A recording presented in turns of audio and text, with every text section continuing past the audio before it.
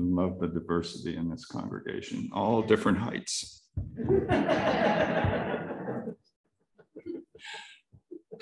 Good morning. Welcome to the Unitarian Universalist Fellowship of Santa Cruz County. I'm Russ Menk, the senior minister, serving this wonderful congregation filled with people who are proud of their past accomplishments, proud of efforts that turned out well, proud of being a part of something much greater than themselves. And today we have an incredibly special day. Today we welcome the Rev Sangye Hawke.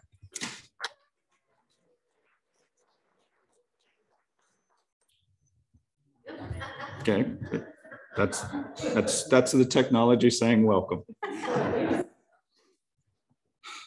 Sangye Hawke, whom we've known for a while of the time she spent with us. Sangye walked in here around 2015, invited by a member. At one moment of vulnerability, this member invited Sangye to come to his church. And in a moment of vulnerability, Sangye said, okay. And look what happened. I challenge all of you to invite a friend to church. On our Zoom audience and here, you can change the world to be a better place by one invitation. Sangye became involved here, and at one point, she got involved with a lot of groups, and at one point, she asked a group, what were the 7 principles? And after a brief laugh by the group, none of those present could recite them. So Sangye, working on the worship team, created a worship theme of the year, exploring our 7 principles. That was 2017.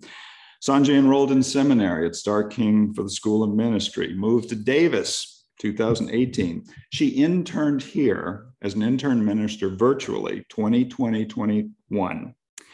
And then she was co-ordained by this congregation and the UU Sacramento congregation in August of 2021. That was a ritual where 2 Unitarian Universalist congregations affirmed that they all see a minister in her. She passed the MFC, which is Ministerial Fellowship Committee, a very rigorous UUA ministerial certification. And that was, I think, 2021. And this is a quote from her MFC chairperson. This is a very rigorous group of about 8 to 10 people that grill you for a good hour or 2 sometimes. Here's from her chairperson. The Reverend Sangye Hawke is one of our most promising new ministers to receive fellowship in the last couple of years. Reverend Sangye currently serves the congregation in Livermore, California. They received the Bodhisattva vow in Karma Kagyu Buddhism, became a martial arts instructor and an historic cemetery preservationist in the city of Santa Cruz. Sangye identifies as BIPOC, Black Indigenous Persons of Color, and serves as an executive member of the UU group Diverse Revolutionary Unitarian Universalists Multicultural Ministries, DRUM. Since this congregation last interfaced with Sangye, when she was our virtual intern, since then, the transformation has continued. The Sangye we knew then is no more. She is now the Reverend Sangye. The Reverend Sangye Hawke transformed by her trials experience into a religious professional, a religious leader, and is serving our religion in the pastoral setting of the UU Church in Livermore as their interim minister. She is the spiritual leader of 100 of the best Unitarian Universalists, excluding the people here. I am no longer her minister. I am no longer her intern supervisor, no longer her advisor. We are colleagues, and she is my dear friend. Please welcome the Reverend Sangye Hawke.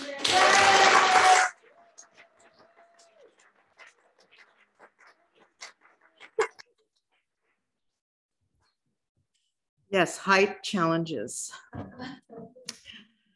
Well, I can see my folk at UUCIL. Can you wave on the camera?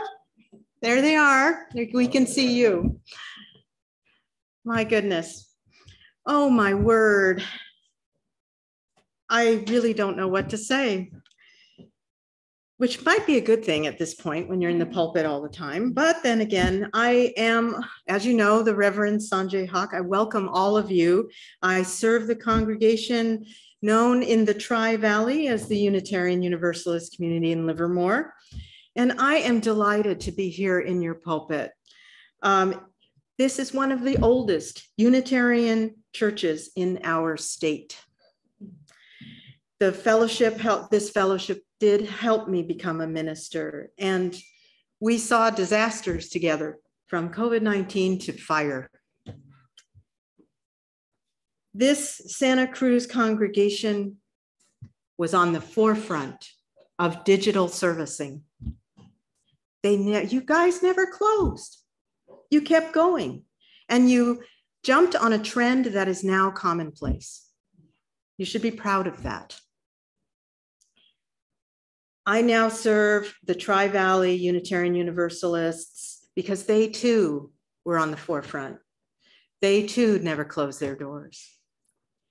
And you are the same size. You are the same demographic. And I can't help but think there's a connection between you and them. And so I've invited them here today to watch our service and enjoy this benefit of technologies where congregations can unite with each other without even leaving their towns. I wonder if you are thinking about the future. Are you thinking about the future? Then you are welcome here. If you are curious about the actual definition of affordable housing, you are welcome here in these spaces and in Livermore. And if you are curious and interested in making a pilgrimage, Livermorites, to this place where the Unitarians began, created, lived, and died, you are most welcome here. We have a responsibility to honor the past by creating together a vibrant new future, because we are Unitarian Universalists. And so let us begin our service with Time for All Ages, Story for All Ages, with Reverend Russ.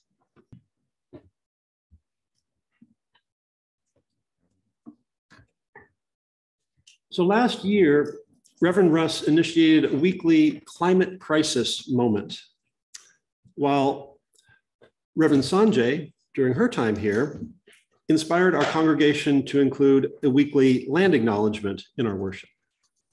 Today, I'm going to be combining the two. So shortly after Russ started delivering his weekly climate crisis moment, it inspired me to start listening to a BBC podcast along the same lines. Present an environmental issue, outline creative ideas and solutions, and then give a much needed sense of hope.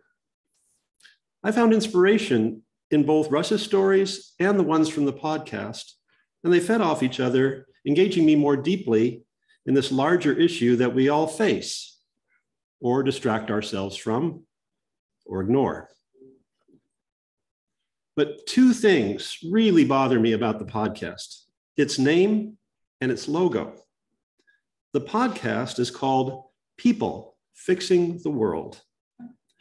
And the logo is an image of a gigantic crescent wrench with the earth clamped within its jaws. Whenever I see the two of these together on my iPad, I kind of shudder and ask myself, how could it be that the producers could get so much right while missing the boat by creating a title and image that places us in a role so lacking in humility or perspective? So a couple of times I've used a poem here for our land acknowledgement called Welcome to Indian Country. It was written by Rena Priest, who I discovered through an organization called the Indigenous Education Institute. She is a member of the Lakhtamish or Lumi Nation of the Pacific Northwest and is the current poet laureate of Washington State. I'll read another one of her poems in a moment, but first some words from her explaining both this poem's inspiration and why we have podcasts with names that imply such a terribly inflated sense of the role of human beings. Rena Priest says, I think that to truly restore balance to the natural systems of the planet, we can't live in a hierarchy that places mankind at the top, which is what the tenets of Christianity are based on. Go forth and subdue and conquer the earth, right? That's the biblical directive. She goes on. I heard it said so eloquently by Arnold Krupat, a scholar of indigenous literature. He talks about how in all the creation stories he's ever read, there's only one where mankind rises up out of the dust of the earth and then is alienated from everything around him. He says, in all the other creation stories that he's read, in the hundreds and hundreds of creation stories, man rises up out of the dust of the earth and learns to interact and be in community with all the other beings around him. And I thought that was a beautiful observation. Now her poem. This used to be a garden before the strangers came with strange beliefs.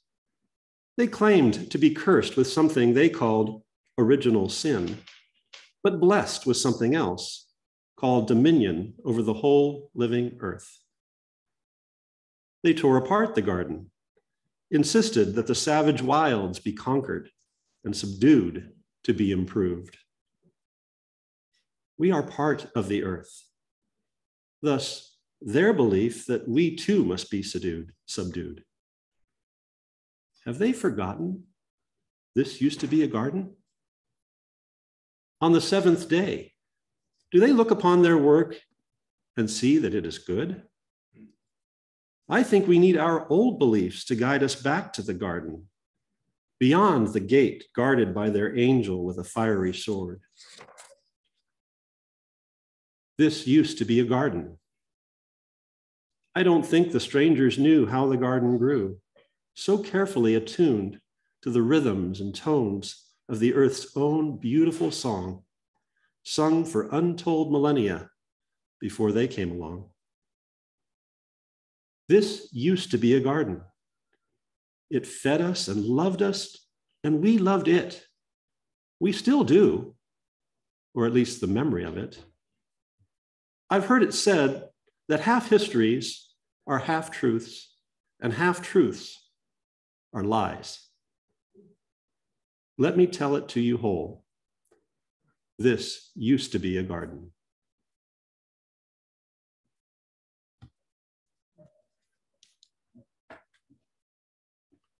This garden, the very land on which we gather, is on the unceded territory of the Awaswas-speaking Hopi tribe. The Amamutsan tribal band comprised of the descendants of indigenous people taken to missions Santa Cruz and San Juan Bautista during Spanish colonization of the Central Coast, is working hard to restore traditional stewardship practices on these lands and heal from historical trauma. We honor their connection to this region and give great thanks for the opportunity to live, work, learn, and pray on their traditional homeland, this garden. Let us take a moment of silence to pay respect to their elders and to all Indigenous people, past and present.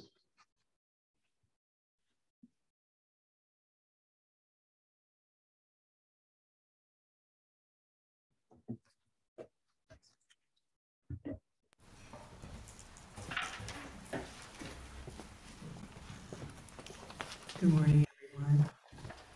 Today we have our new person visiting us. This is Annette Wilson, our guest accompanist today. She is a piano teacher in San Lorenzo Valley, a fine pianist, and we're very blessed and lucky to have her. So can everyone please give a warm welcome to Annette.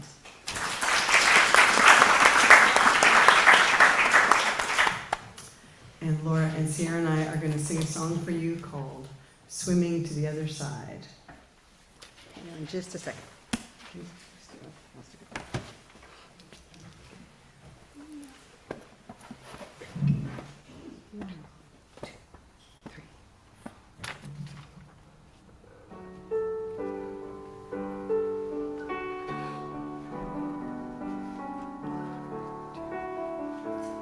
We are living neath the great Big Dipper. We are washed by the very same rain.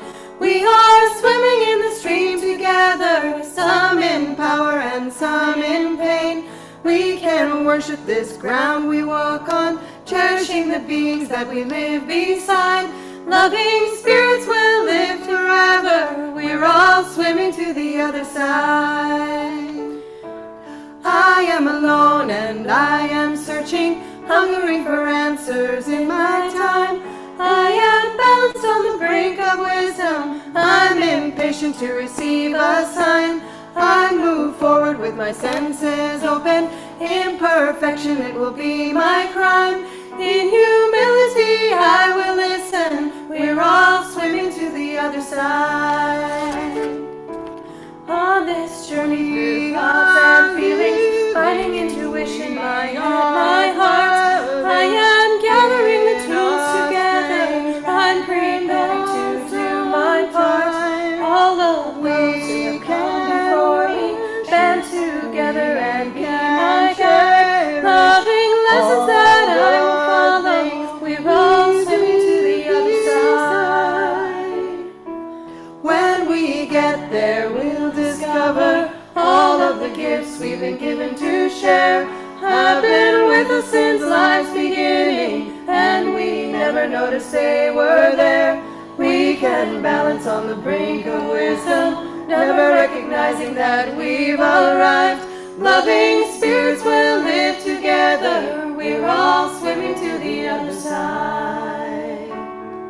Loving spirits will live together. We're all swimming to the other side.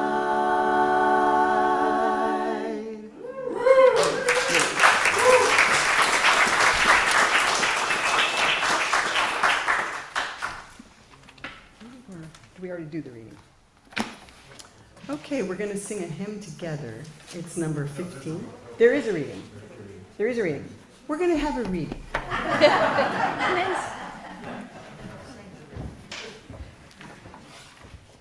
I was just entranced by the beauty of that music.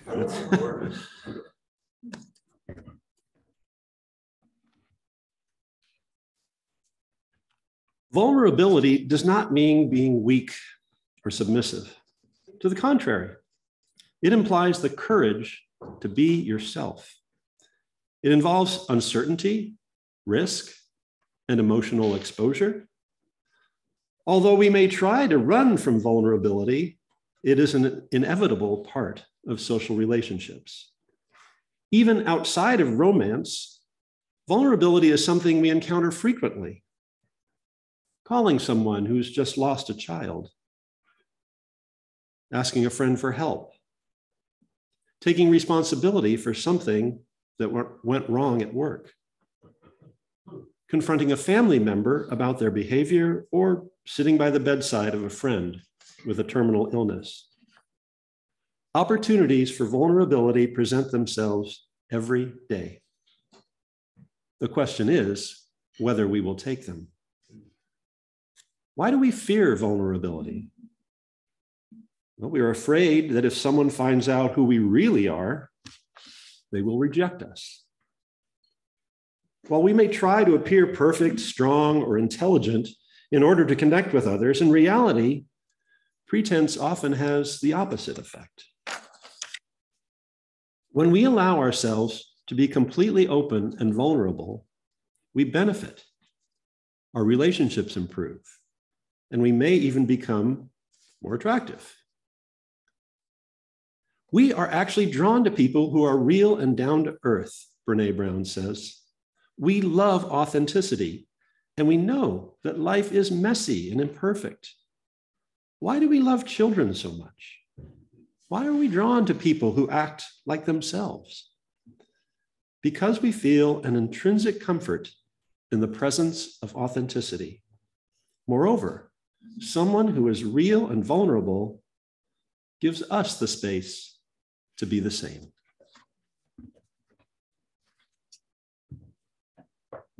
Now we're going to sing it. This is a new hymn for us. It's number 15. It's amazing to me. I've been on this job now almost 16 years, and I still find pieces that we've never done or that I've never heard. And Sanjay suggested we do the song. It's very beautiful. So what we're going to do, if you're willing, is the three of us are going to sing it through once, and then I'll ask you to stand if you're willing and able and join us. It's a short song. Number 1-5, The Lone Wild Bird. Ready?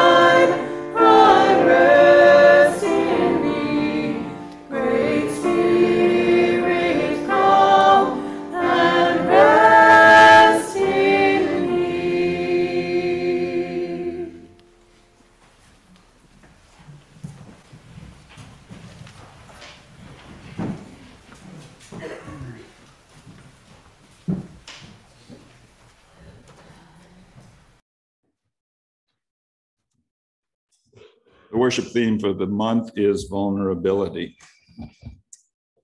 We aren't born afraid of being vulnerable. Just look at an infant. They cry every time they need something, no matter how exhausted their caregiver feels. No embarrassment, no shame. Children depend on exhibiting their vulnerability to survive.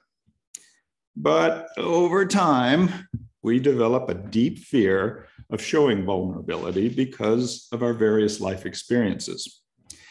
The more we are taught that vulnerability is dangerous or wrong, the less likely we are to embrace it. As you've heard mentioned a couple of times today, if you're not familiar with Brené Brown, go watch her TED Talk.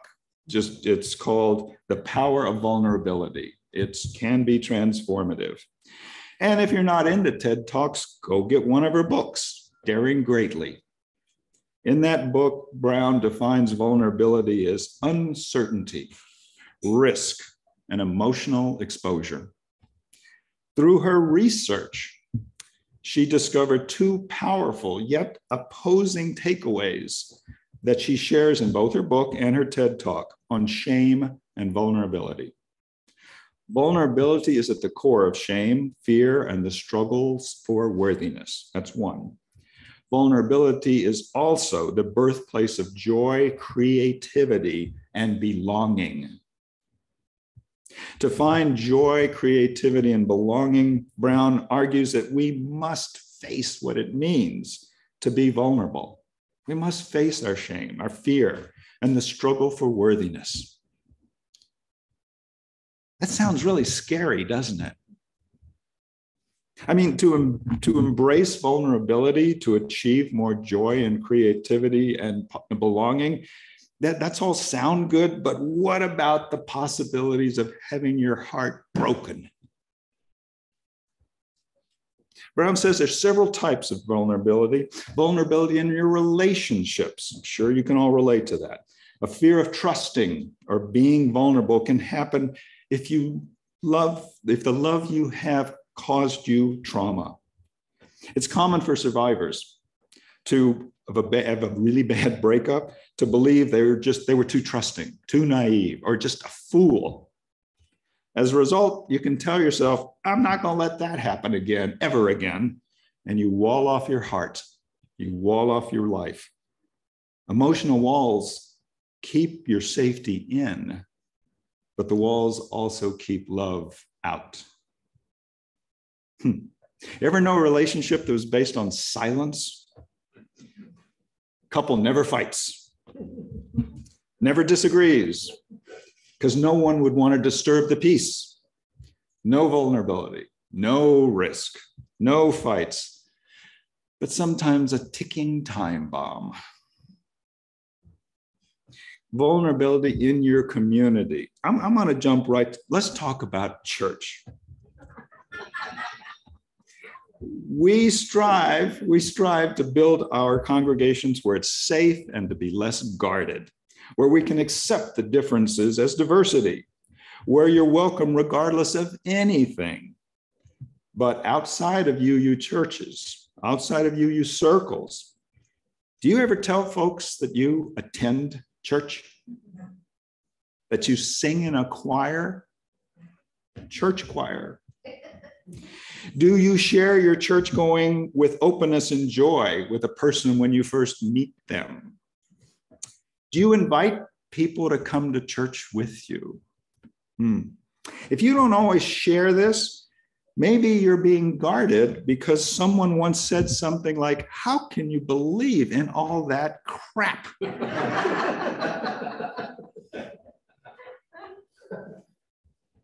Now, if you think discussing that you are a churchgoer is a vulnerability challenge for you as a congregant, try being a minister.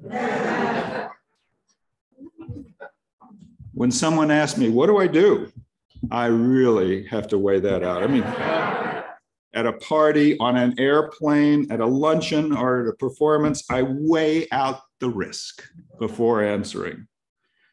During a luncheon conversation at my mobile home park, a devout Christian sitting next to me turned to me and said, have you been saved? I paused, weighing out the potential quagmire in front of me. And I said, yes, I am saved because I have been. Likely my salvation takes a very different form from hers, but I'm here because I was saved by this religion. Maybe I was showing off some guarded vulnerability, but after my testimony, we had a great conversation. Where does this fear of rejection come from? What causes our reluctance to show our flaws, our errors, our humanness? Being vulnerable can be in a position where other people can hurt you. It means expressing the sides of yourself where you have the least confidence, the least certainty, and allowing others to respond to that part of you. Now, mentally, we know to reap the rewards of community, relationships, and love, we must show vulnerability. But how much and when? I believe that a balanced life is lived by avoiding the extremes. Vulnerability for me is on a continuum. It exists in a wide spectrum of behavior. One extreme, naivete, being overly trusting. The danger in that position is you'll be taken advantage of often, and so much that your own survival may be at risk. The other extreme is being so guarded that we shut ourselves out of the beauty of this life.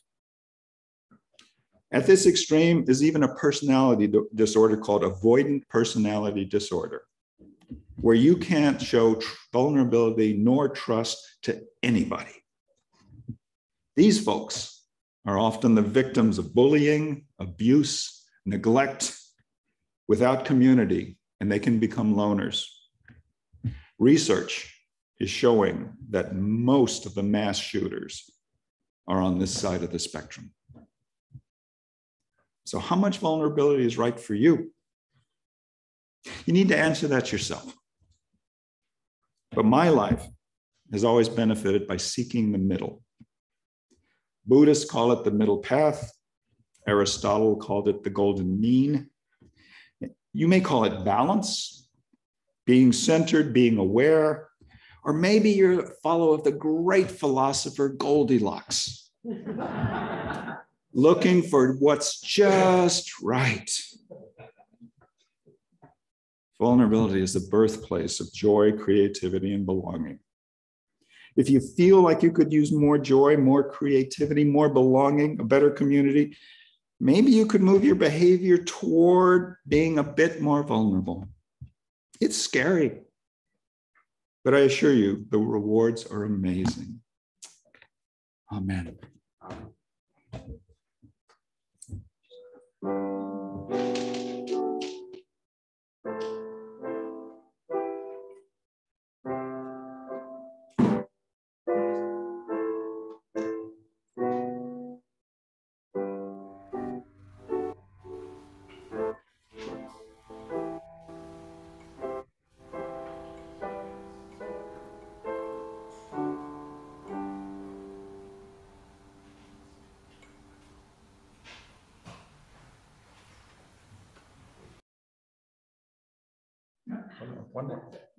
One more sermon. Oh my goodness, one more time. Words, words, words. Can everyone take a breath with me? And I'm going to lower this thing while you're taking a breath. Yes. Okay. A little bit higher. There we go. And take another deep breath. Oh. And you in Livermore, take a deep breath for all of us. Oh. Oh my word. I guess I'm going to go a different direction. Did you know that the definition of vulnerability comes from the Latin word for wound or vulnus?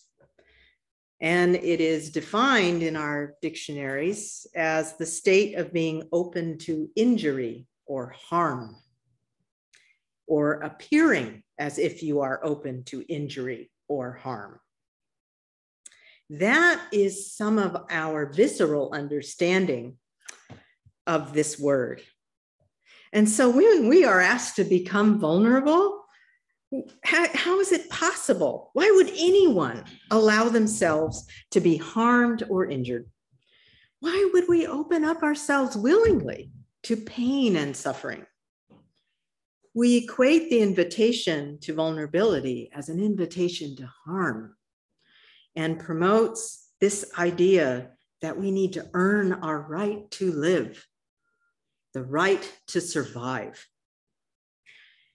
And the things we say to promote that: what doesn't break you makes you stronger, no pain, no gain. In Christian theology, the idea of suffering as spiritual is demonstrated by the passion of Christ, by the stations of the cross, by the act of crucifixion. To suffer is to become divine. I think that's why we love a martyr. It's the person who'll do the suffering for us so we don't have to. And then when someone does suffer or survives, we love hearing about it and going to movies about these experiences, transforming the sufferer into the hero. And it doesn't help that we reinforce the concept by saying, well, we beat the odds. Perhaps it's because we have this idea that we have a hard shell to crack, a wall to break down. And the only way to break through this armor is to actively engage in what we are hardwired to avoid, which is pain and suffering and trauma. And in order to find courage to actively seek out this process that we know will break us down, we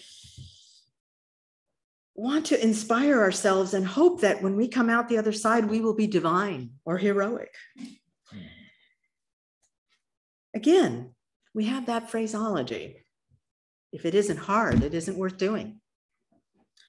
You know, that kind of thing. Extreme athletes will often tell you of the moments when they are in deep pain from their sport. They suddenly feel as if a piece of them disappears. And then they feel a deep, spacious connection to the universe.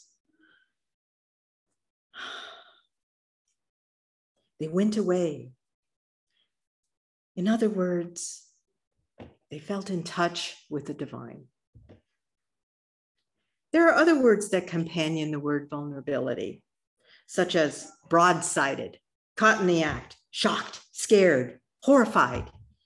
And when we survive such experiences, again, we feel connected to something important or a sensation of something larger than ourselves. Buddhist teacher Pema Chodron reminds us often that shock, pain, horror opens the door to the mind, to a single moment, and we see clear spaciousness. The nature of life appears clear and breathless. All the clutter of our own thoughts and judgments and ideas and emotions are gone, and we are utterly still.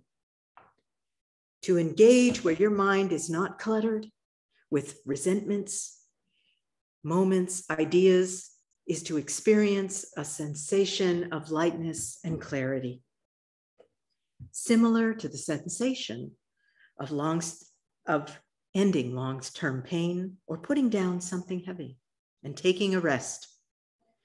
This is often a time when a person must suddenly have a change of heart, a shift in perspective, a new lease on life kind of deal. Yes, when the mind clears and the true nature of the moment reveals itself, what you once feared is no longer seen as something to be afraid of. And you are free to create, remake a different way of being. Opening yourself up to harm isn't the only way of accessing our soft animal body, to quote Mary Oliver. We can engage in a much gentler fashion that actually addresses and heals our woundedness, rather than create new wounds or infect old ones. The experience of losing yourself and having all thoughts, concerns, judgments, perceptions disappearing is the goal of daily meditation practice. Meditation practice such as walking, running, sitting, growing in your breath. For this culture, I believe it might be the true goal of vulnerability. Let's not use that word to mean wounds. Let's not use that word to mean opening ourselves up to harm and injury. Let's instead think of it as sustainable accessibility. When we approach what we defined as most wounded or vulnerable among us, let us remember how we are now discovering the term neurodivergent. And we are finding out that right-left brain integration affects our behavior. We have also discovered different types of awarenesses or intelligences and learning styles. We are perceiving diversity within our own selves. And instead of isolating them, let's greet them, hopefully with curiosity, and open up new areas of understanding and new approaches of engaging with each other. Let us explore without breaking it to see how it works. Let us have the patience to watch and wait rather than push and shout. The word vulnerability does not actually invoke making a positive choice. So let's choose to shift our focus just slightly and call the state of vulnerability a state of openness. Let us invite curiosity about our reactions. Let us engage whomever and whatever we meet with patience. Let us make space through change. We have space in our minds for something beautiful, perhaps even divine. To be vulnerable does not mean to make an entry wound, but to be opening up to the potential for spaciousness. Let us feel curious, receptive, engaged, and open-minded, flexible, and relaxed. Like the song says, relax, just do it. May it be so. Amen and blessed be.